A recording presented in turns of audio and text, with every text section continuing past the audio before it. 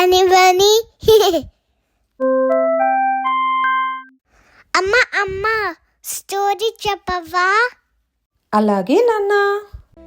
అనగనగా ఒక అందమైన అడవి దగ్గర ఒక చిన్న విలేజ్ ఉండేది. ఆ విలేజ్ లో లక్ష్మి అనే ఒక మంచి ఆవు ఉండేది. లక్ష్మి చాలా కైండ్ అండ్ జెంటిల్ కౌ. అది ప్రతిరోజు ఉదయం సన్ రైజ్ అవగానే పచ్చని గడ్డి తినడానికి అడవిలోకి వెళ్ళేది. లక్ష్మి ఎప్పుడూ ఎవరికీ హాని చేయలేదు. చిన్న జంతువులకు కూడా సహాయం చేసేది.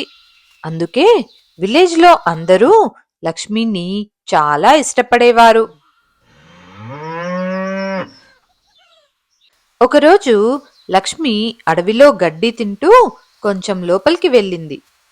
అక్కడ చెట్ల మధ్య నుంచి ఒక పెద్ద టైగర్ నెమ్మదిగా బయటకు వచ్చింది.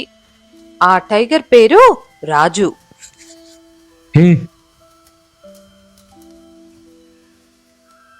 ఈ ఆవు భలే ఉంది, నేను నిన్ను తినేస్తాను.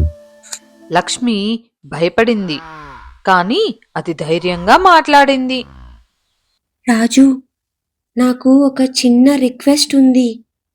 నా ఇంట్లో బుజ్జి అనే ఒక చిన్న బేబీ కౌ ఉంది. దాన్ని ఒక్కసారి చూసి వస్తాను. తర్వాత తప్పకుండా నీ దగ్గరకు తిరిగి వస్తాను. రాజు నవ్వాడు. హహ, ప్రాణం కాపాడుకోవడానికి అందరూ అబద్ధాలు చెప్తారు. నువ్వు వెళ్ళి తిరిగి వస్తానంటే నేను నమ్మను.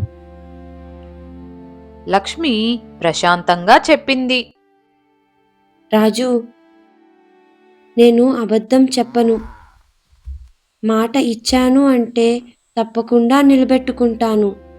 రాజు కొంచెం ఆశ్చర్యపోయాడు. అతను మనసులో అనుకున్నాడు, సరే చూద్దాం, ఇది నిజంగా తిరిగి వస్తుందా లేదా అని లక్ష్మికి అవకాశం ఇచ్చాడు.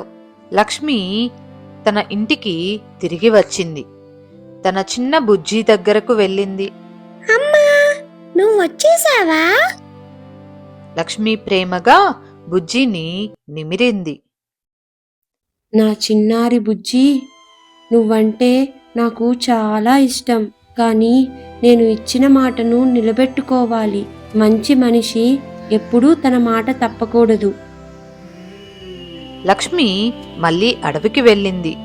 లక్ష్మి నిజంగానే తిరిగి రావడంతో రాజు ఆశ్చర్యపోయాడు.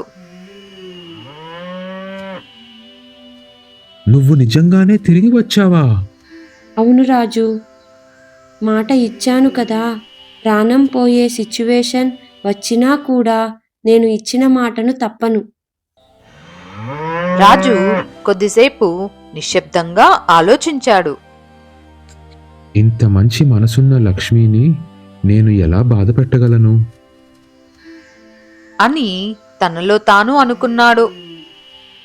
లక్ష్మి, నువ్వు చాలా గొప్పదానివి.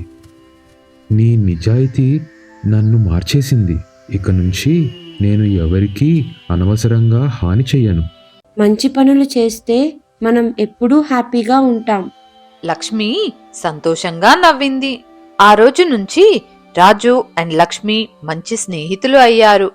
బుజ్జి కూడా రాజుతో భయం లేకుండా ఆడుకునేది. అడవిలో ఉన్న అన్ని యానిమల్స్ వాళ్ళ ఫ్రెండ్షిప్ ని చూసి చాలా సంతోషించాయి. ఆ అడవి మరింత ప్రశాంతంగా మారింది. సో కిడ్స్, మాట నిలబెట్టుకోవడం అండ్ నిజాయితీగా ఉండడం మనల్ని గొప్పవారిగా చేస్తుంది. Bye bye. మరొక బ్యూటిఫుల్ స్టోరీతో మళ్ళీ కలుద్దాం.